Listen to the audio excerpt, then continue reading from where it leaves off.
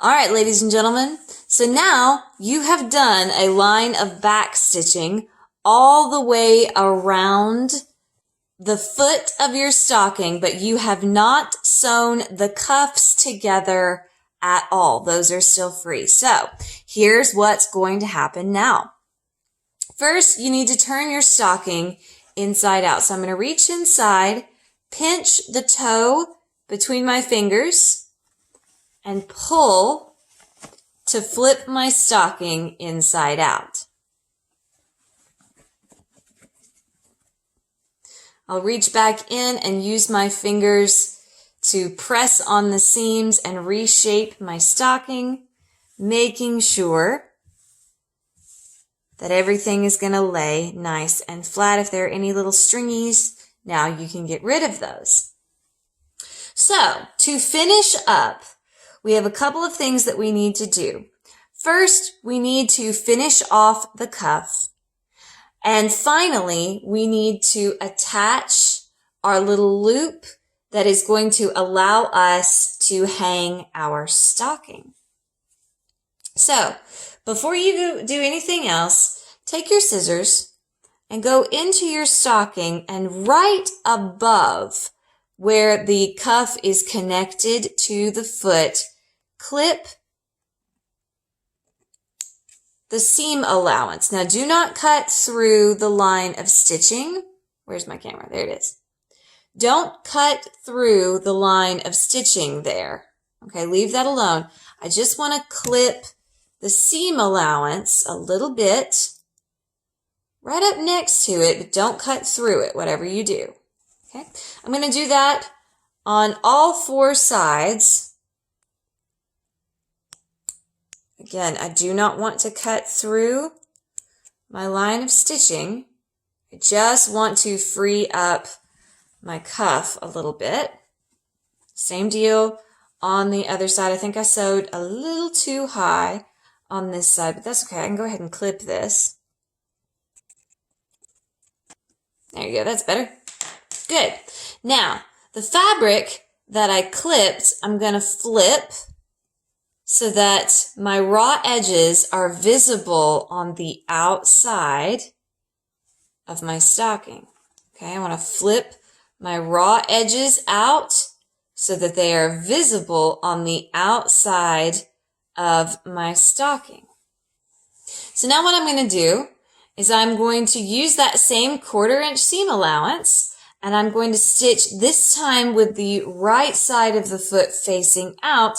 I'm only stitching up the cuffs on either side. All right, we're almost done. You have now stitched up the cuff with the right side of the sock of the stocking showing. So now we are going to flip our cuff down. We don't want to flip it so far that we can see the interior. Leave yourself a little bit of space there and sort of work it around until you're happy with it. Very good. Now, the last thing that we are going to do is take our little scrap that we are going to fold in half and attach to the inside of our stocking. And what I'm going to do is I'm going to hold the cuff in place with a running stitch. So I'm going to come around this top inner edge just so that it doesn't come undone as we move around and do presents and such. Unpack it and pack it and so on. If there's a kitten in there, the kitten can't, discombobulate my stitches.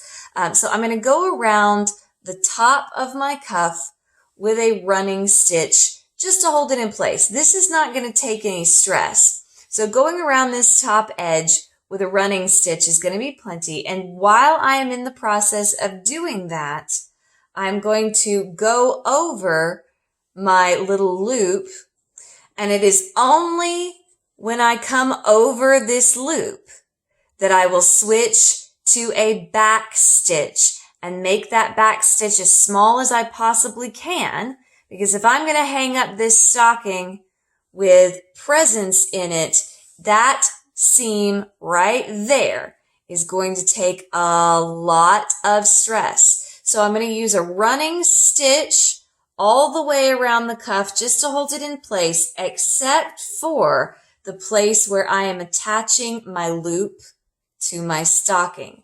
It is in only that place that I will use a back stitch instead of a running stitch.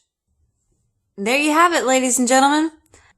A very simple row of stitching at the top just to keep your cuff from coming uncuffed and exposing any of the wrong side of the stocking itself. And then, of course, some pretty serious back stitching going on to keep, there we go. Some pretty serious back stitching going on to keep our little loop in place, just so that it can support the weight of anything that we might choose to put in our stockings this season. Ladies and gentlemen, that is the conclusion of your stocking project.